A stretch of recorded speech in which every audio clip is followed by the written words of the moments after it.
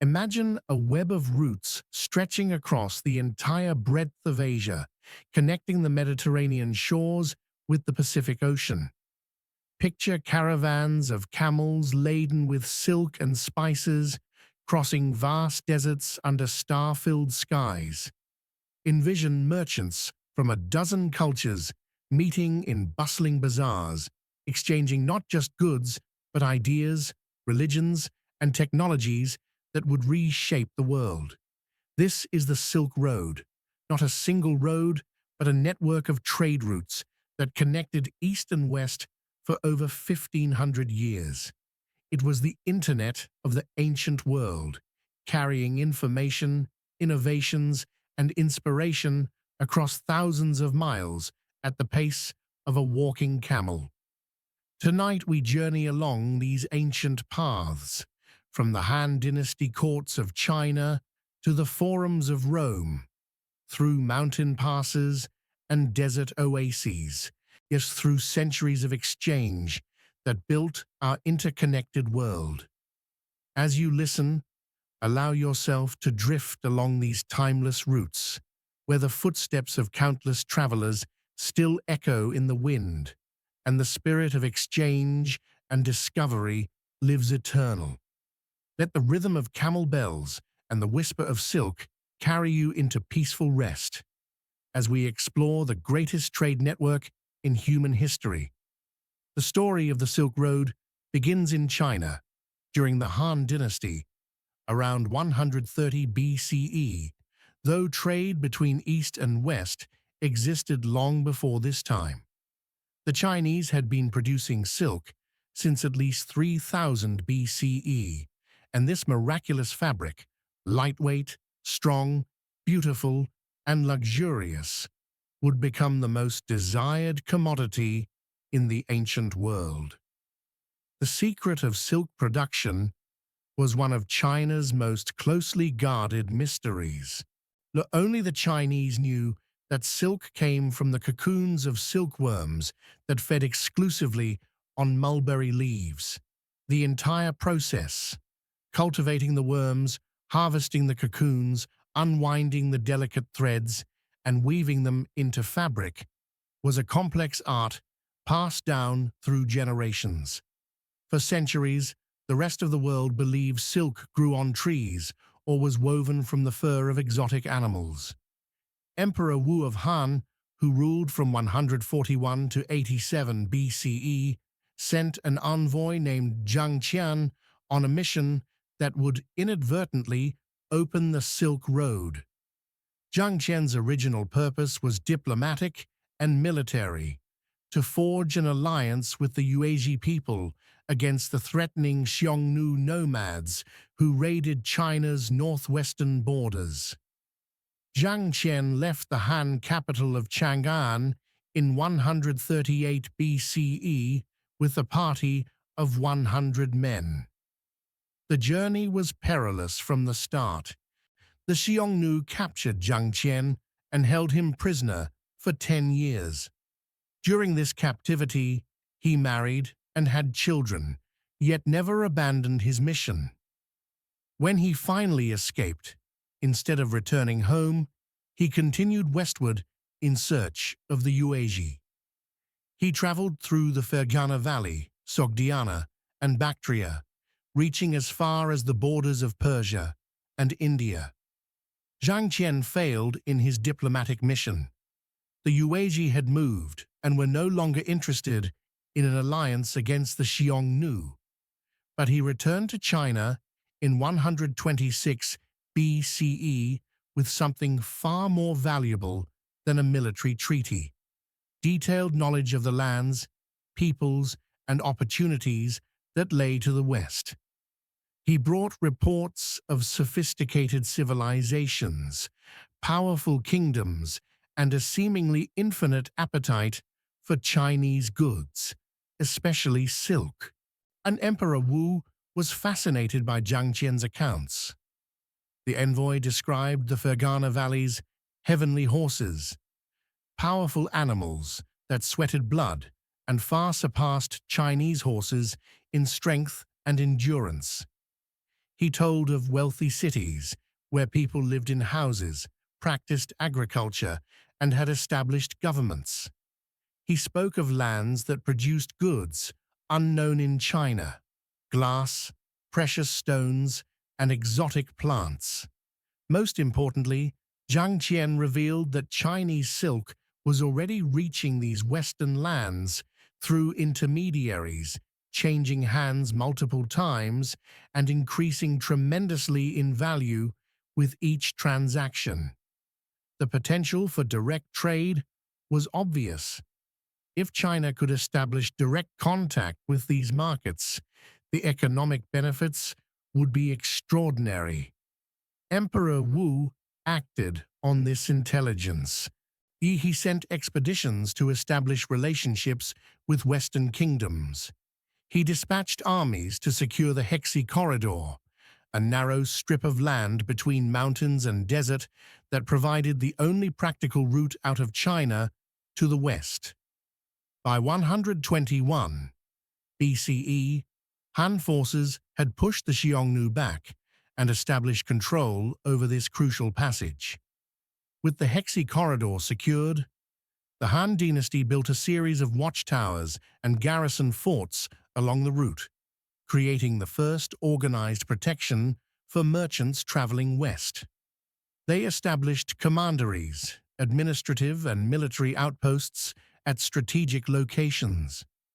The ancient city of Dunhuang, which would become the last major Chinese city before the desert, grew into a thriving center where caravans prepared for the dangerous journey ahead.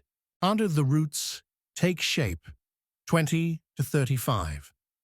The Silk Road was never a single road, but rather a complex network of routes that changed over time based on political conditions, geography, and economic opportunities. However, certain paths became standard due to the presence of water, passable terrain, and established oasis towns. From Chang'an, the Han Dynasty capital and starting point of the Silk Road, caravans traveled northwest along the Wei River Valley, then through the Hexi Corridor past the cities of Wuwei, Zhangye, and Juquan. This corridor, squeezed between the Kilian Mountains to the south and the Gobi Desert to the north, was the funnel through which all trade between China and the West had to pass. At Dunhuang, the route split to circumvent the terrifying Taklamakan Desert, one of the most inhospitable places on Earth. The desert's name reportedly means, "Go in and you won't come out," a warning that proved tragically accurate for countless travelers. The northern route followed a string of oases at the desert's edge: Hami, Turpan, Karashar, Kucha, and Aksu, before reaching the city of Kashgar at the desert's western end.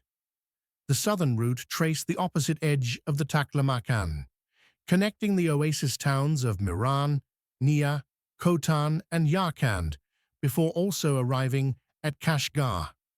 These two routes around the desert sometimes divided further, creating multiple parallel paths, all heading toward the same destination. Traveling these routes meant weeks or months, crossing desolate landscapes where a mist oasis could mean death from thirst. From Kashgar, the routes continued west through some of the world's highest mountains. The Pamir Mountains, known as the roof of the world, presented a formidable barrier with passes reaching over 15,000 feet in elevation. Caravans struggled through thin air, bitter cold, and treacherous paths where a single misstep could send humans and animals plummeting into abysses. Beyond the Pamirs lay Sogdiana, the region around the cities of Samarkand and Bukhara in modern Uzbekistan. The Sogdians would become the master merchants of the Silk Road, serving as middlemen between east and west. From here, routes branched in multiple directions: north toward the steppes, south toward India, and west toward Persia and the Mediterranean world. The western portion of the Silk Road passed through Persian territory, through cities like Merv, Nishapur, and Ray. The route then split again, with some branches going northwest through Armenia to the Black Sea ports, others heading southwest to Mesopotamian cities like Ctesiphon and Baghdad, and still others continuing to Mediterranean ports like Antioch, Tyre, and Alexandria. Maritime routes complemented the overland paths. Ships sailed from Chinese ports to Southeast Asia, India, and the Persian Gulf, carrying many of the same goods as the land caravans. These sea routes became increasingly important over time, especially after the 7th century CE, eventually competing with and sometimes surpassing the overland routes in volume of trade.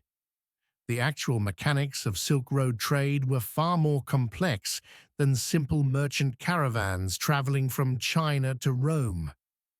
In reality, goods passed through many hands, with specialized merchants operating in specific regions rather than traveling the entire distance.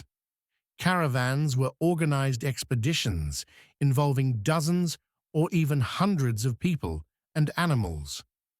The most important pack animal was the Bactrian camel, with its 2 humps and thick fur, perfectly adapted to the extreme temperatures of Central Asian deserts, scorching heat during the day and freezing cold at night. A single camel could carry loads of 400 pounds or more and could survive for days without water by metabolizing the fat stored in its humps.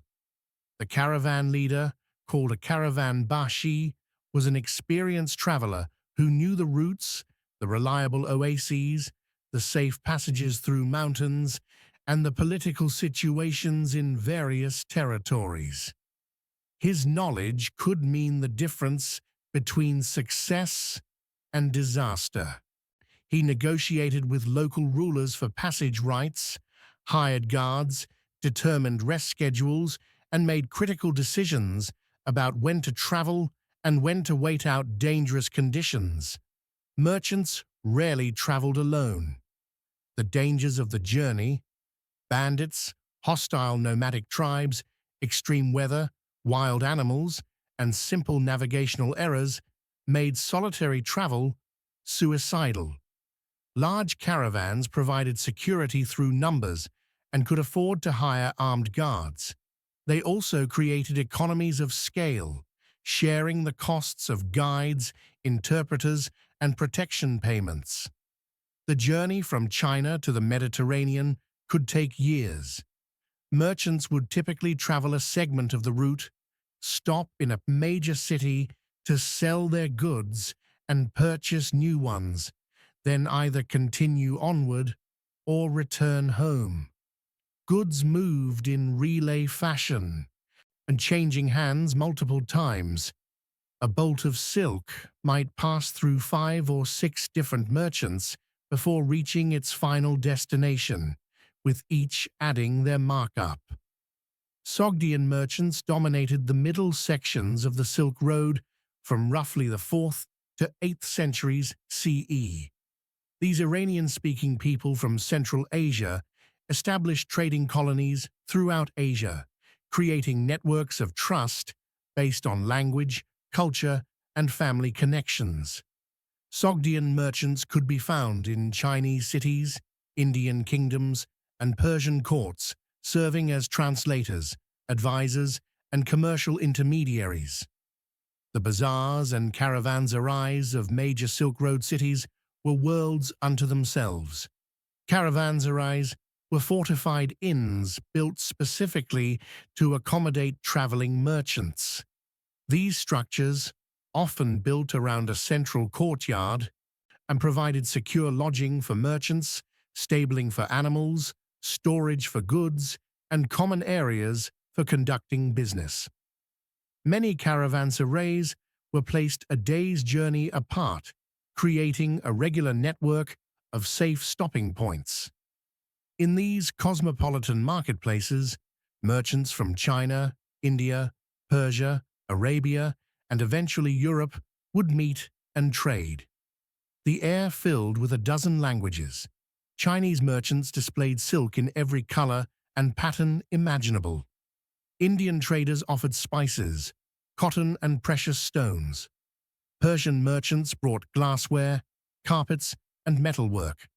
The exchange was not merely economic, but cultural, an exchange of stories, ideas, and worldviews. While silk gave the route its name, the Silk Road carried an extraordinary variety of goods in both directions. From China, westward flowed silk, of course, but in countless varieties: plain white silk, embroidered silks, silk brocades with elaborate patterns, silk gauze so fine it seemed almost transparent. Chinese silk was prized throughout the ancient world for its quality, with Roman sources describing it as finer than any fabric known in the West.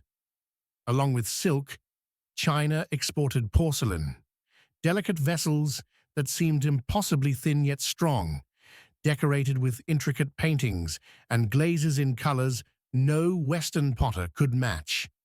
Chinese lacquerware, created by applying many layers of resin from the lacquer tree, produced boxes, bowls, and decorative items with a deep, lustrous finish.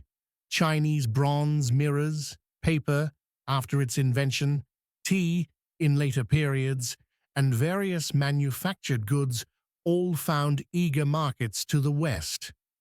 From the Western lands came horses, especially the prized, blood-sweating horses of Fergana.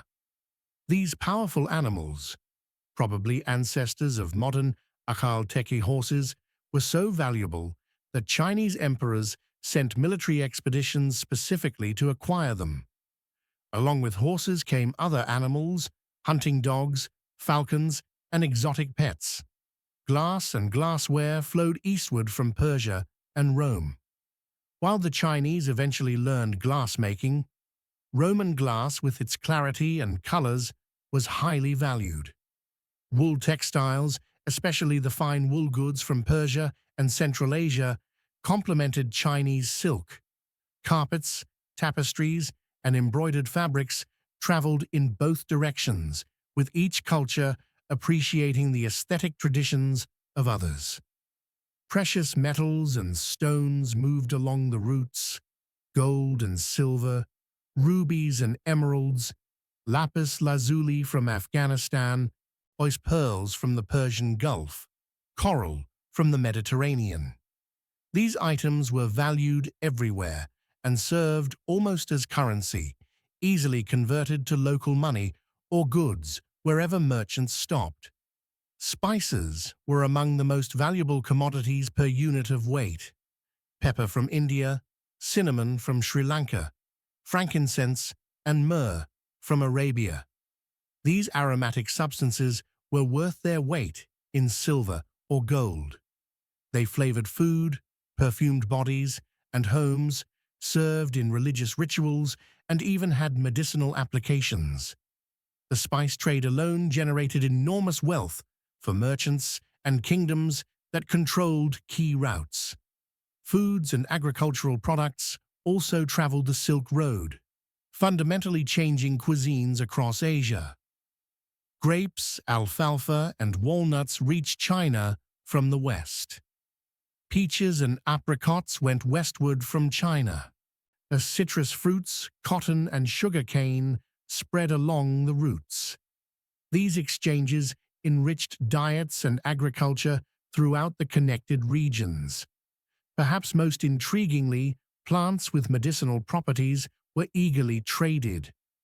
Chinese medicines based on herbs and minerals became known in the West, while Western medical knowledge, including Greek medical texts, reached China. Opium, originally used medicinally, traveled eastward and would eventually have profound and tragic consequences. Perfumes, dyes, and pigments moved in all directions. Indigo from India produced deep blues. Cochineal insects yielded brilliant reds. Saffron from Persia colored and flavored dishes across Asia. These substances weren't just luxuries. They indicated status, wealth, and connection to distant lands. Far more significant than the exchange of goods was the exchange of ideas, technologies, and religions that flowed along the Silk Road. The routes served as conduits for cultural transmission that shaped civilizations across Eurasia. Buddhism traveled the Silk Road from India to Central Asia, China, Korea, and eventually Japan. Buddhist monks, traveling as pilgrims and missionaries, walked the same routes as merchants, stopping at the same oases and cities. They translated sutras, established monasteries, and taught the Dharma to new audiences. The art and architecture of Buddhism transformed as it moved eastward, incorporating local styles and creating new forms like Chinese Chan Buddhism and Japanese Zen. The cave temples along the Silk Road stand as monuments to this religious transmission. The Mogao Caves near Dunhuang, begun in 366 CE, contain nearly 500 caves filled with Buddhist art spanning 1,000 years. The Bezeklik Caves near Turpan, the Kizil Caves near Kucha, these sanctuaries served as way stations where monks studied, pilgrims prayed, and artists created works blending Chinese, Indian, Persian, and Central Asian styles. Christianity also traveled the Silk Road. Nestorian Christianity, a branch considered heretical by Byzantine Orthodoxy, found acceptance in Persia and spread eastward. By the 7th century CE, Nestorian communities existed throughout Central Asia and even in Tang Dynasty China. The famous Xi'an Nestorian stele, erected in 781 CE, documents the arrival of Christian missionaries and their acceptance by the Chinese emperor. Manichaeism, founded by the prophet Mani in 3rd century Persia, outspread both east and west along the Silk Road. This dualistic religion, which saw the world as a cosmic struggle between light and darkness, gained followers from the Mediterranean to China. Though eventually suppressed in most regions, Manichaeism influenced religious thought across Eurasia. Zoroastrianism, the ancient Persian religion, had communities throughout the Silk Road cities. Sogdian merchants, many of whom followed Zoroastrianism, established fire temples in their trading colonies. Islam, after its emergence in the 7th century CE, spread rapidly along the trade routes, eventually becoming the dominant religion throughout Central Asia. Technologies flowed in both directions. Paper making, invented in China around 105 CE, gradually spread westward. According to tradition, the secret reached the Islamic world after Chinese prisoners captured at the Battle of Talas in 751 CE shared their knowledge. From the Middle East, paper-making eventually reached Europe, revolutionizing communication and record-keeping. Gunpowder, another Chinese invention, traveled westward with significant military implications. Printing technology, silk cultivation techniques, eventually breaking China's monopoly. Mathematical concepts, including the place value system and zero from India, astronomical knowledge, and medical practices all flowed along these routes. Musical instruments and musical traditions crossed borders. The pipa, a Chinese lute, originated in Persia. The erhu, a two-stringed fiddle, came from Central Asian predecessors. Artistic styles influenced each other. Chinese landscape painting techniques appeared in Persian miniatures, while Chinese ceramics incorporated Persian and Islamic design motifs. Agricultural techniques and crops transformed landscapes and diets. The technology of irrigation, metallurgy advances, architectural innovations, all these practical knowledges traveled with merchants and craftsmen, improving life across the connected regions. At the western terminus of the Silk Road stood Rome, the great empire of the Mediterranean world. The Romans were obsessed with Chinese silk, which they called Ceres fabric, after their name for China, Syrica, the land of silk. Roman sources describe silk as arriving at great expense, and moralists complained about the drain of Roman gold to pay for this luxurious Eastern fabric.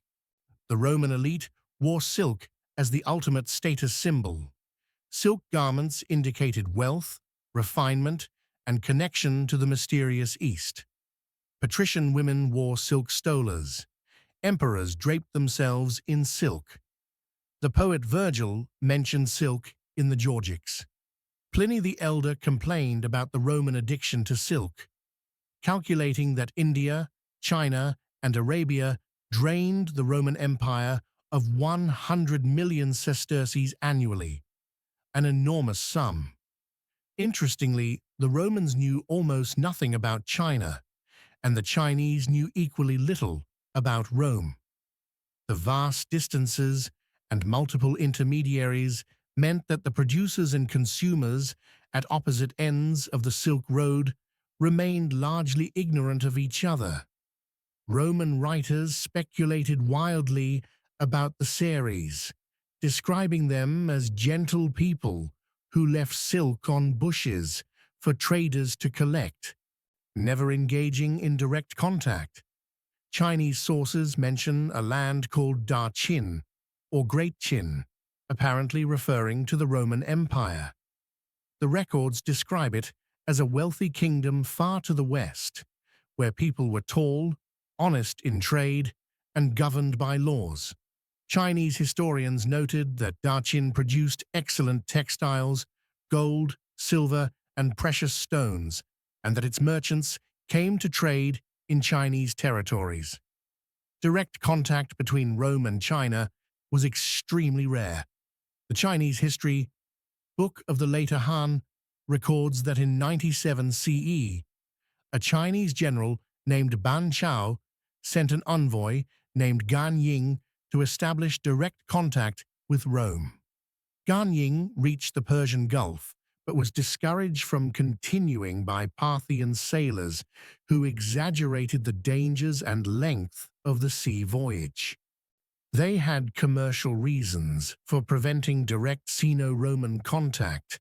Their profits depended on serving as intermediaries. The Parthian Empire, which controlled the territory between Roman Syria and the eastern reaches of the Silk Road, profited enormously from this intermediary position.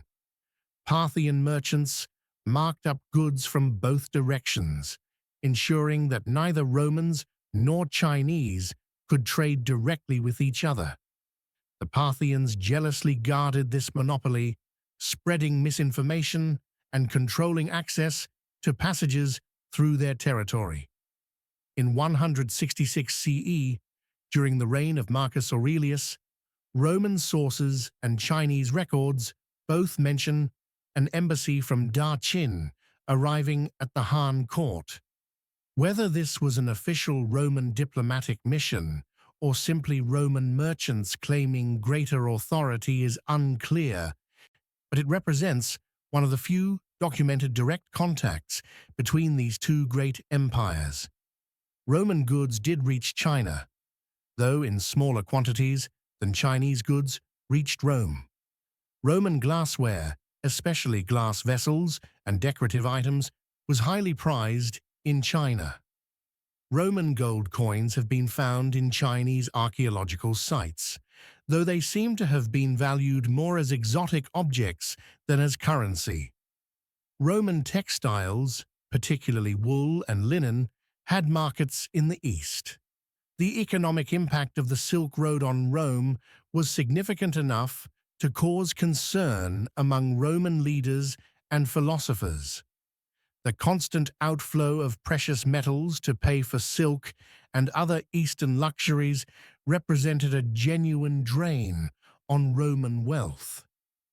Various emperors attempted to limit silk consumption through sumptuary laws, but the desire for this Eastern fabric proved impossible to suppress. The Silk Road reached perhaps its greatest flourishing during China's Tang dynasty, which ruled from 618 to 907 CE. This was an era of unprecedented openness, cultural confidence, and international exchange.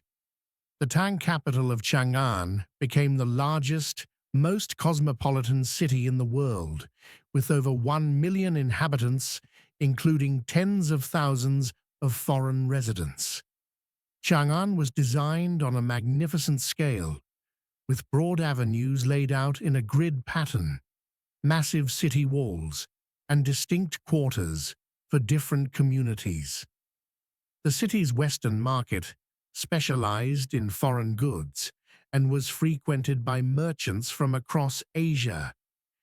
Here, Sogdians, Persians, Arabs, Indians, Turks, Tibetans, Koreans, and Japanese mingled freely, yet creating a truly international atmosphere unlike anywhere else on Earth at that time.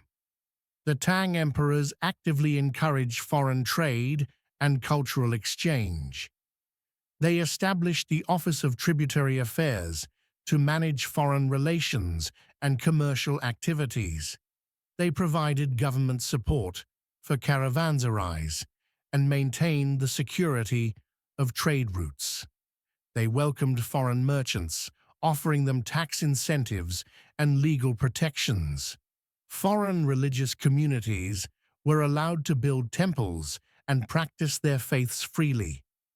This openness produced remarkable cultural synthesis. Tang dynasty art absorbed influences from across Asia. The famous Tang tricolor glazed pottery often depicted foreign merchants, camels, and horses with remarkable realism. Tang poetry celebrated the exotic goods and peoples arriving via the Silk Road. The poet Li Bai wrote about grape wine from the West and foreign music and dances that captivated Chinese audiences. The cosmopolitan nature of Tang China is evident in archaeological findings. Tombs of wealthy Tang nobles contain artifacts from Persia, Central Asia, India, and beyond. Foreign music and dance became fashionable at the Tang court. The game of polo, introduced from Persia, became popular among Tang aristocrats. Foreign foods, including walnuts, grapes, pomegranates, and various spices, enriched Chinese cuisine. Buddhist exchange reached its height during the Tang dynasty. Chinese monks like Xuanzang undertook perilous journeys to India to study Sanskrit texts and bring back authentic Buddhist teachings. Xuanzang's journey, lasting from 629 to 645 CE, took him through Central Asia to India, where he studied at the great monastery of Nalanda. His return to China, with hundreds of Sanskrit texts, was a major cultural event, and his journey later inspired the classic Chinese novel, Journey to the West. The Tang dynasty also saw the spread of Chinese influence outward. Chinese culture profoundly affected Korea, Japan, and Vietnam. The Japanese sent multiple embassies to the Tang court to study Chinese governance, arts, and Buddhism. Korean kingdoms maintained close relations with Tang China, adopting elements of Chinese culture while maintaining their distinct identities. However, Tang control over the western regions was not absolute. The empire faced challenges from the Tibetan Empire to the southwest, and various Turkic groups to the north and west. The Battle of Talas in 751 CE, where Tang forces were defeated by Arab armies, marked the effective limit of Chinese control in Central Asia. Though relatively small in scale, this battle had enormous cultural consequences, as it facilitated the spread of Islam in the region and the transmission of Chinese technologies like paper-making to the Islamic world. The second great flowering of the Silk Road came under the most unlikely circumstances: Mongol conquest. In the 13th century, Genghis Khan and his successors created the largest contiguous land empire in human history, stretching from Korea to Hungary. While the Mongol conquests brought terrible destruction to many cities, the subsequent Pax Mongolica created unprecedented safety and unity across the Silk Road. Under Mongol rule, for the first time in history, and the entire length of the overland routes from China to Europe fell under a single political authority. The Mongols established the Yam system, a network of relay stations where official messengers could change horses and rest. These stations, placed roughly 25 miles apart, enabled rapid communication across vast distances. Messages could travel from China to Persia in a matter of weeks rather than months. The Mongols actively encouraged trade and protected merchants. They issued passports called paisas, metal tablets that guaranteed safe passage and assistance throughout Mongol territories. Merchants carrying paisas could requisition horses, demand supplies, and receive protection from local Mongol officials. The Mongols understood that trade brought wealth, and wealthy subjects were easier to tax. This Mongol peace enabled greater east-west travel than ever before. Marco Polo's famous journey was possible only because of Mongol rule. The Venetian merchant traveled to China between 1271 and 1295, spending years in the service of Kublai Khan. His account, The Travels of Marco Polo, while containing exaggerations and possible fabrications, introduced Europe to detailed knowledge of China, Central Asia, and the Mongol Empire. Marco Polo was not alone. Numerous European merchants, missionaries, and adventurers traveled to Mongol lands. The Franciscan friar, John of Plano Carpini, reached the Mongol court in 1246. William of Rubruck traveled to Mongolia in 1253 to 1255 as an envoy of King Louis IX of France. The Italian merchant Francesco Pegolotti wrote a practical guide for merchants wishing to travel to China via the Silk Road, including advice on currency exchange, local customs, and necessary supplies. These travelers' accounts revealed China and Central Asia to medieval Europe in unprecedented detail. Europeans learned of gunpowder, printing, paper money, coal burning, and numerous other technologies unknown or little used in the West. They described the grandeur of Chinese cities, the efficiency of Chinese administration, and the sophistication of Chinese culture. These reports would later help inspire European voyages of exploration. The Mongol era also facilitated the westward spread of Chinese inventions. While technologies like gunpowder had begun moving west earlier, the Mongol conquests accelerated this transfer. Gunpowder weapons appeared in Europe by the 14th century, transforming warfare. Printing technology eventually reached Europe, though European printing would develop somewhat independently using movable type. Trade under the Mongols reached enormous volumes.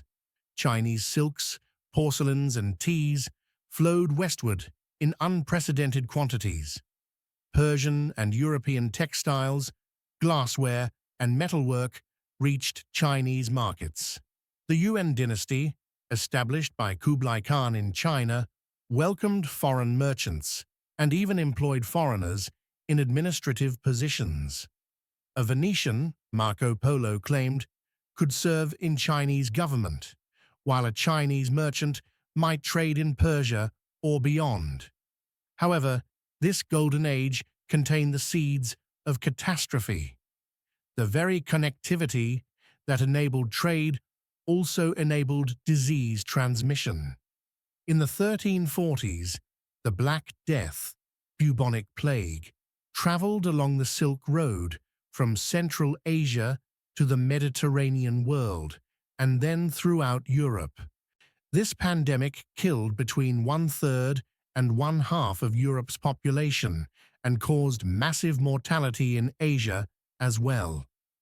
The plague disrupted trade networks and contributed to the weakening of Mongol rule.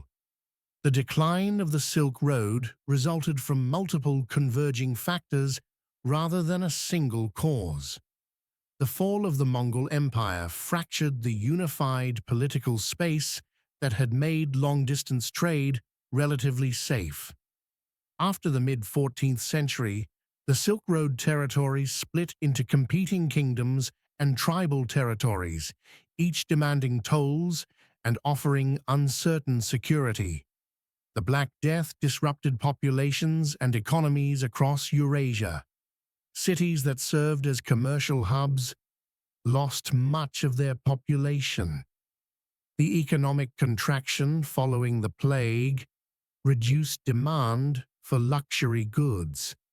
Merchant networks were disrupted, and the fear of disease made long-distance travel even more perilous. The rise of the Ottoman Empire in the 14th and 15th centuries changed trade dynamics in Western Asia. The Ottomans controlled key routes between Asia and Europe, and they could extract substantial tolls from merchants. While the Ottomans didn't prohibit trade, their intermediary position raised costs and created incentives for Europeans to seek alternative routes to Asian goods. Simultaneously, maritime trade routes became increasingly important. Ships could carry much larger cargoes than camel caravans at lower cost per unit. Maritime routes were also potentially faster and could sometimes avoid the political complications of overland routes. The Indian Ocean Trade Network, connecting China to India to the Persian Gulf to East Africa, was offered an attractive alternative to the overland Silk Road. The rise of Islam across Central Asia also transformed the cultural landscape. While Islamic civilization continued to value trade and learning, the religious divisions between Islamic Central Asia and Christian Europe created new tensions. The Crusades, though focused on the Levant, contributed to religious antagonism that complicated East-West relations. In China, the Ming dynasty, which overthrew the Mongols in 1368, initially maintained trade relations but gradually became more insular. The early Ming sponsored massive maritime expeditions under Admiral Jing He, sailing to Southeast Asia, India, Arabia, and East Africa. However, these expeditions ended in 1433, and subsequent Ming policies restricted foreign trade and interaction. And this Chinese withdrawal from active engagement with the West reduced trade volumes. The 15th century European voyages of exploration were, in part, attempts to bypass Silk Road intermediaries and access Asian goods directly. Portuguese navigators sailed around Africa to reach India and Southeast Asia. Christopher Columbus sought a western route to Asia, accidentally encountering the Americas instead. Vasco da Gama's successful voyage to India in 1497 to 1499 opened direct maritime trade between Europe and Asia, fundamentally changing global commerce. These sea routes didn't immediately kill the Silk Road. Overland trade continued for centuries more, but they shifted the balance. European merchants, who once had to rely on numerous intermediaries, could now send ships directly to Asian ports. More Asian goods that once traveled for months or years by caravan now reach Europe in a single ocean voyage. The Overland Silk Road never experienced a single moment of closure. Rather, it gradually faded in importance relative to maritime routes. Caravans continued to travel between regional centers. Local trade persisted, but the grand transcontinental commerce that had characterized the route's golden ages diminished. By the 17th and 18th centuries, the Overland Silk Road had become primarily a network for regional rather than intercontinental trade. The great cities of the Silk Road were marvels of medieval urbanism, each serving as nodes in the vast trading network. These cities were not just commercial centers, but cultural crucibles where East and West met and mingled. Samarkand, in modern Uzbekistan, which exemplified the Silk Road city at its finest. Founded in ancient times, Samarkand reached its greatest splendor under Timur, Tamerlane, in the 14th century. The Registan, with its 3 magnificent madrasas covered in blue tiles, still stands as a monument to Islamic architecture. Samarkand was famous for its papers. Samarkand paper was considered superior to Chinese or European varieties and was exported across Asia and Europe. Bukhara, another Uzbek city, was known as a center of Islamic learning. Its hundreds of madrasas attracted students from across the Muslim world. Bukhara was also famous for its carpets, metalwork, and ceramics. The city's ancient covered bazaars still convey something of the commercial vitality that made it essential to Silk Road trade. Kashgar, at the western edge of the Taklamakan Desert, it was the convergence point where routes from all directions met. Here, travelers from China met those from India, Persia, and the steppes. Kashgar's Sunday Bazaar, which continues to this day, was for centuries one of Asia's greatest markets. The city's Uyghur culture reflects its position at the crossroads of civilizations. Dunhuang, the last major Chinese city before the desert, was both a commercial and religious center. Beyond its role in trade, Dunhuang is famous for the Mogao Caves, with their Buddhist art, and the hidden library cave discovered in 1900, which contained thousands of ancient manuscripts preserved in the dry desert air. Turpan, nestled in a depression below sea level, developed sophisticated underground irrigation channels called karez that brought snowmelt from distant mountains. This technology supported agriculture and enabled the city to thrive in one of the world's hottest and driest environments. Turpan was famous for its grapes and wine production. Baghdad, founded in 762 CE as the capital of the Abbasid Caliphate, became a cosmopolitan metropolis and intellectual center. The House of Wisdom in Baghdad translated Greek, Persian, and Sanskrit texts into Arabic, preserving knowledge that would later return to Europe. Baghdad's position on trade routes made it enormously wealthy, with markets offering goods from China to Spain.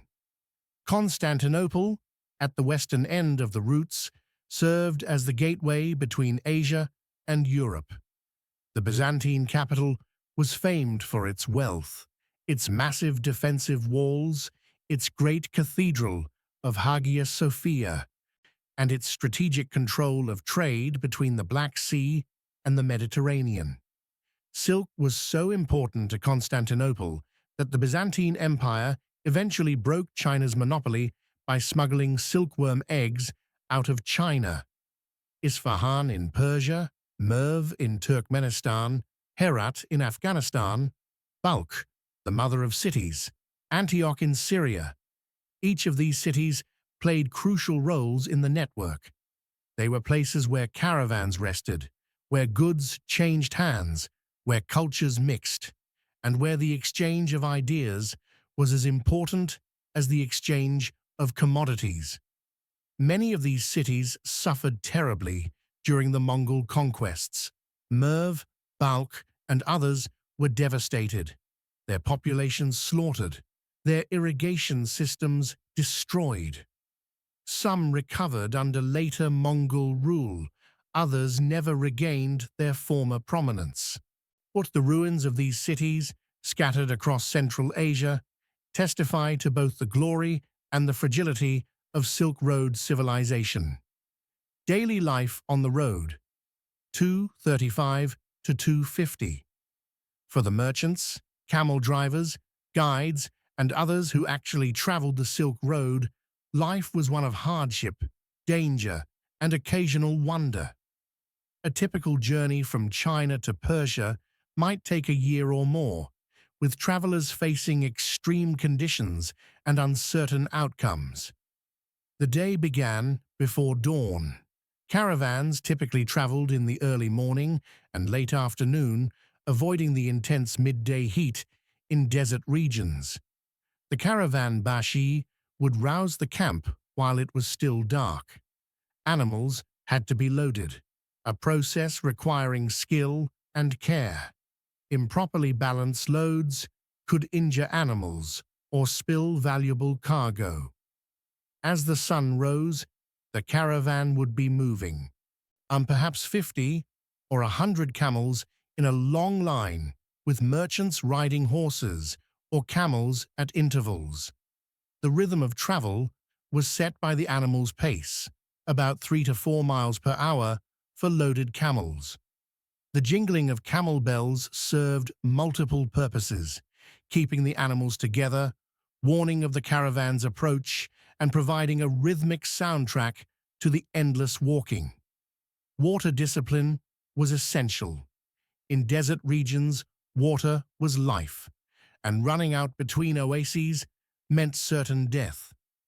Experienced travelers knew how to ration water, how to recognize signs of approaching water sources, and how to maximize the animal's endurance. Camels could go days without water, but they needed substantial amounts when water was available. Midday brought rest if the heat was extreme. The caravan would stop, the animals would be unloaded and allowed to rest and graze if forage was available. Travelers would seek shade under tents or rock overhangs. This was time for meals, typically simple fare like flatbreads, dried meat, dried fruits, and tea. Elaborate cooking was impossible on the road. Afternoon travel continued until darkness made progress dangerous. The evening camp was a more substantial affair. Tents were erected, fires built, animals secured. This was when merchants would socialize, exchange news, tell stories, and discuss the road ahead. Guards would be posted. Bandits often attacked at night. The dangers were many and varied. Sandstorms could disorient and separate caravan members, with some never being found. In mountain passes, avalanches and rock slides threatened. Extreme heat could kill as surely as extreme cold. Wild animals, wolves, tigers, lions in some regions, posed threats, though organized caravans were usually large enough to deter predators. Bandits were perhaps the most consistent threat. Organized raiding parties, nomadic groups, or desperate locals might attack caravans for their valuable cargo. This is why merchants traveled in groups and hired guards. Some regions were notorious for banditry, and caravan leaders timed their passages through dangerous areas accordingly. Disease was another constant companion. Dysentery, typhus, and other illnesses could sweep through a caravan. Before the Black Death, plague was a recurring problem in some regions.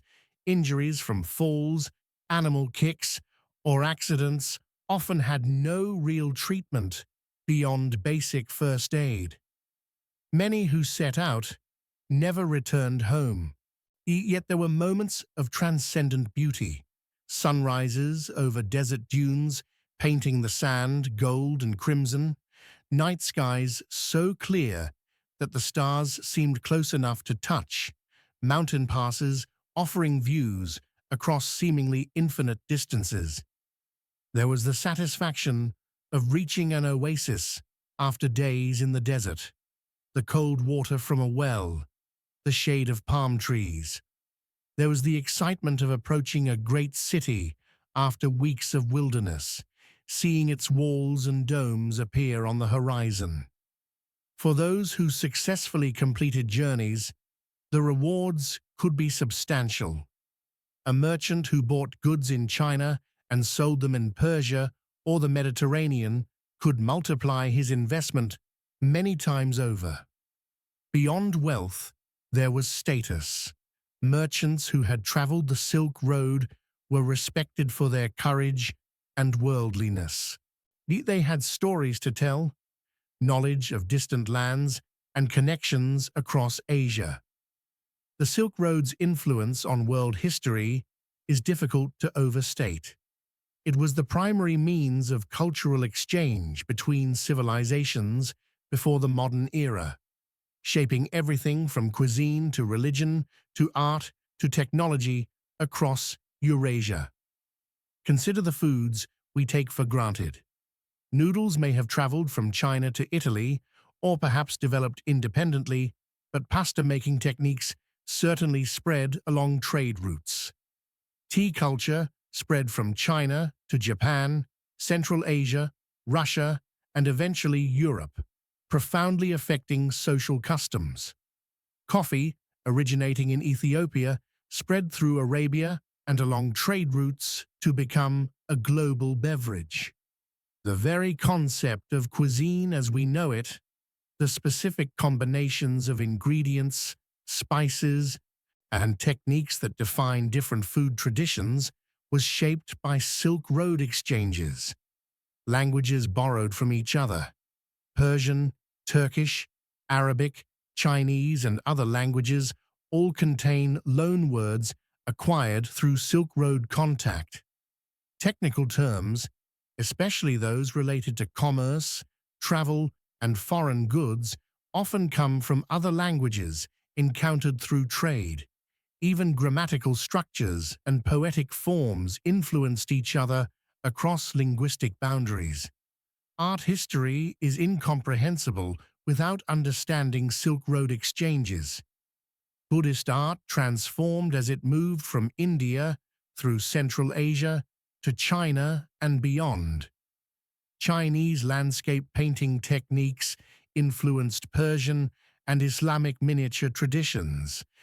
The blue and white porcelain that we think of as distinctively Chinese was actually influenced by Persian ceramic traditions using cobalt blue imported from Iran. Religious history was fundamentally shaped by the Silk Road.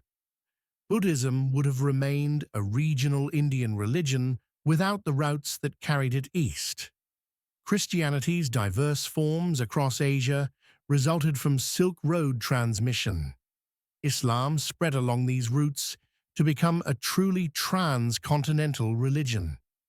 Even religious architecture shows the influence.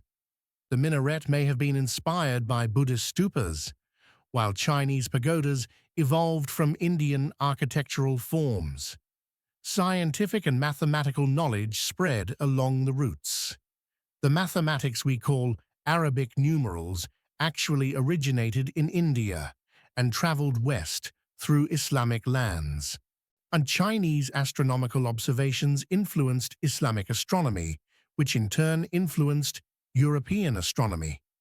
Medical knowledge, chemical knowledge, agricultural techniques all spread through the networks established by trade. In the modern era, the Silk Road has become a powerful symbol. When China launched its Belt and Road Initiative in 2013, it explicitly invoked the Silk Road as inspiration. This massive infrastructure and investment program aims to enhance connectivity and cooperation across Eurasia and Africa, building roads, railways, ports, and other facilities. Whether this modern version will create the kind of genuine exchange that characterized the historical Silk Road remains to be seen. UNESCO has designated Silk Roads, the routes network of Chang'an-Tianshan Corridor, as a World Heritage Site, yes, recognizing the historical and cultural significance of these routes. Archaeological work continues along the ancient paths, uncovering new evidence of how these exchanges occurred and what they meant to the people involved. Tourism has embraced the Silk Road romanticism. Travelers today can follow ancient routes, visiting the great cities, seeing the cave temples, walking through bazaars that have operated for centuries. While the experience is inevitably different from historical reality, it allows people to connect with this remarkable legacy. The Silk Road also serves as a powerful reminder of the benefits of cultural exchange and the dangers of isolation. In an age of rising nationalism and cultural conflicts, the Silk Road stands as evidence that humans have always benefited from mixing, from trade, from learning from each other. The greatest civilizations have always been the most open to outside influences. As we approach the end of our journey along the Silk Road, it's worth reflecting on what these ancient trade routes can teach us about our interconnected modern world. First, the Silk Road reminds us that globalization is not new. For over a millennium, goods, ideas, and people moved across vast distances, creating a kind of proto-globalization. The challenges we face today, cultural misunderstandings, economic dependencies, the spread of disease, environmental impacts of trade, all had parallels in the Silk Road era. Learning how earlier generations navigated these challenges can inform our responses. Second, the Silk Road demonstrates that contact and exchange, despite inevitable conflicts and misunderstandings, generally benefit all parties. The civilizations that participated in Silk Road trade became richer, more sophisticated, and more culturally vibrant. Those that isolated themselves tended to stagnate. This lesson seems particularly relevant in our age of renewed debates about open versus closed societies. Third, the Silk Road shows that cultural identity is not static but constantly evolving through contact and exchange. Chinese culture was transformed by Indian Buddhism, Persian music, and Central Asian foods, yet remained distinctively Chinese. Persian culture absorbed Chinese, Indian, and Turkic influences while maintaining its own character. Cultural purity is a myth. All cultures are mixtures, and this mixing is a source of vitality rather than weakness. Fourth, the intermediaries and middlemen of the Silk Road played crucial roles. The Sogdians, Armenians, Arabs, and others who facilitated exchanges between civilizations were not parasites but essential connectors. In our modern economy, we sometimes denigrate intermediaries, yet they serve vital functions in making connections, translating between different systems, and bearing the risks of exchange. Fifth, the Silk Road illustrates how infrastructure investment creates opportunities. The caravanserais, the irrigation systems, the roads and bridges, the security arrangements, all this infrastructure enabled trade that wouldn't otherwise have occurred. Modern infrastructure investment, whether physical or digital, similarly creates possibilities for exchange and development. Sixth, the story of the Silk Road's decline warns against complacency. Great systems can fail when they're not maintained, when political fragmentation destroys unity, not when disease or environmental change disrupts established patterns. The ease with which the overland Silk Road faded into relative insignificance reminds us that even systems that seem permanent can disappear surprisingly quickly. Finally, the Silk Road teaches humility about our own place in history. The merchants who traveled these routes didn't know they were creating something called the Silk Road. That name was coined by a German geographer in the 19th century. They were simply trying to make a living, satisfy their curiosity, or fulfill religious obligations. The grand historical patterns emerged from countless individual decisions and actions. We too are part of larger stories that we can't fully see or understand while we're living them. As you drift towards sleep, imagine yourself at a caravanserai along the ancient Silk Road, and the day's journey is complete. The animals are fed and secured, and you sit with other travelers around a fire under a canopy of stars. Around you, you hear languages you don't understand: Chinese, Persian, Arabic, Sogdian, Turkic tongues. But somehow you communicate, sharing tea, bread, and stories. A Chinese merchant shows you silk so fine it seems to float. A Persian trader offers you dried fruits from his homeland. An Indian monk describes temples you can barely imagine. A Sogdian interpreter helps everyone understand each other. The fire crackles and pops. The night is cold, but the fire is warm. You are far from home, in a landscape both beautiful and dangerous, among strangers who have become companions through shared journey. Tomorrow will bring new challenges, new landscapes, new encounters. But tonight, you rest.